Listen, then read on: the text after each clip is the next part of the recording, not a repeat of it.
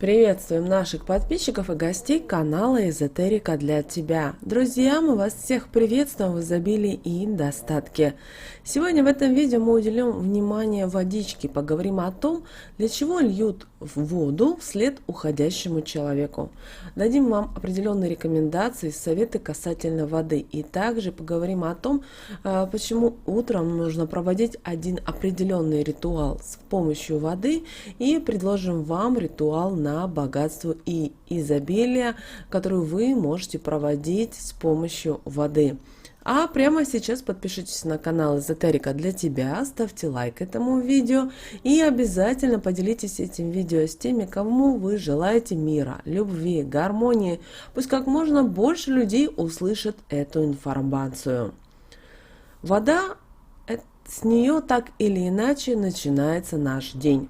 Кто-то ее пьет, кто-то умывается, кто-то наливает себе прекрасный и вкусный кофе. И в эзотерическом плане вода имеет огромную мощь, в том числе и информационную. Воду легко заговорить на позитив, на негатив. Вода может исцелить, а может и покалечить. Зачем же нужно перед сном ставить стакан с кипятком под кровать, собирать дождевую воду с листьев деревьев и другие поверья о воде? Вода в себе может таить и зло, и добро.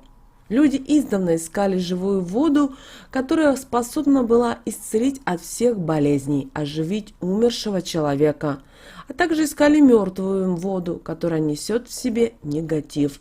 И сейчас с водой связано немало поверий, примет, которые достались нам, молодым поколениям, от наших предков.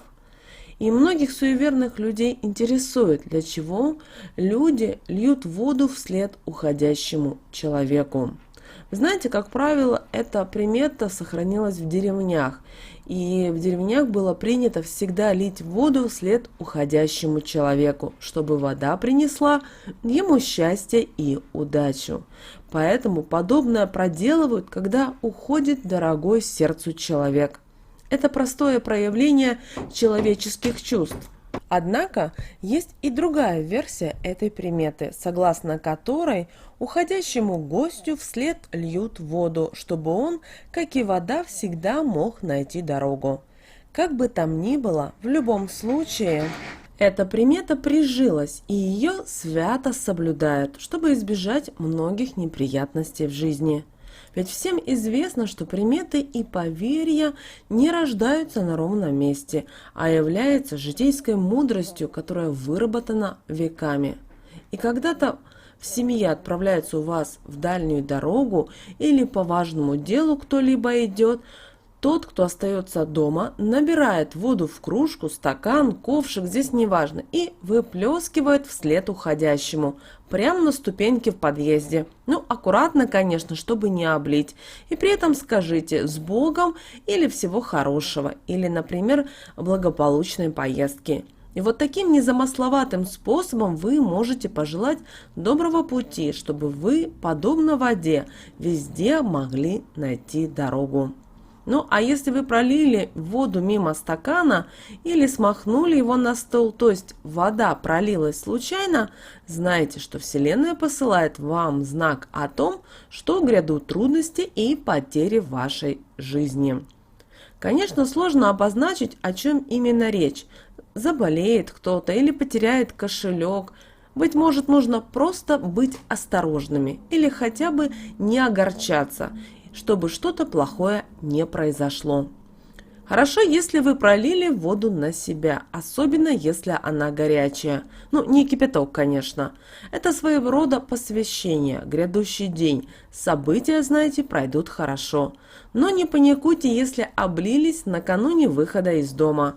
Это хороший знак на самом деле. Но если вода пролилась на пол, то вы рискуете поступить опрометчиво. В старину даже был случай выливать из ведра воду на дорогу. Это сулило удачу и добрый путь. А вот чего делать нельзя, так это поить своими руками чужого человека, иначе его неудачи перейдут к вам. А еще не следует поливать ведром воды кошек, хотя им это на пользу, вы добровольно отдаете ему несколько лет своей жизни. Не рекомендуется переливать воду из одного сосуда в другой. Это значит, что вам придется переделывать дела. С давних пор не рекомендуется держать воду на полу. Лучше ставить ее на стол или другое возвышение. Если вода в ведре, то она обязательно должна быть чистой. Грязную воду в доме держать нельзя. Ее аккуратно выливают во двор.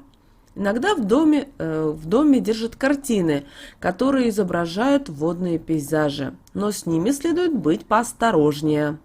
Хорошо, если они изображают спокойную водичку, стоячую или текущую, но бушующие волны могут прибавить вам проблем. К слову, текучая вода, настоящая в реке или даже в ванной, поможет вам избавиться от плохих мыслей, а также осадка от кошмарных снов. Для этого рассказывают водички о том, что тревожит вашу душу. Интересный старый обычай гласит, чтобы сбылось желание, нужно опустить голову в воду. А если хотите избежать несчастий, нельзя держать в спальне стакан с кипяченой воды.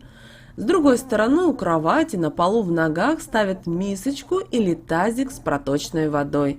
Она таким образом заберет усталость у человека, его тревоги и переживания. Каждое утро, когда вы умываетесь, обязательно скажите следующие слова. Как умываюсь, так сил набираюсь. Удачу и деньги на сторону свою привлекаю. И так будет всегда. Аминь. Этот ритуал вы можете повторять каждое утро. И эти слова помогут вам активировать потоки энергии и притянуть в жизнь богатство. Следующий ритуал – это ритуал на стакан воды, который поможет вам избавиться от проблем и притянет деньги и финансовое благополучие в вашу жизнь. Вам понадобятся стеклянные стаканы. В стеклянный стакан наберите водички и опустите туда медную монету. После этого скажите следующие слова. Вода в пар превратится, нищета из жизни уйдет, навеки навсегда. Аминь.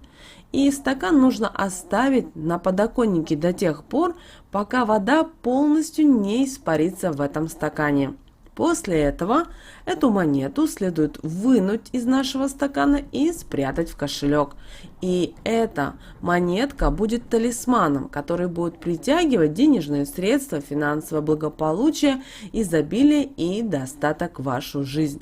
А стакан помыть и стараться использовать такой стакан только для проведения ритуалов и всевозможных практик.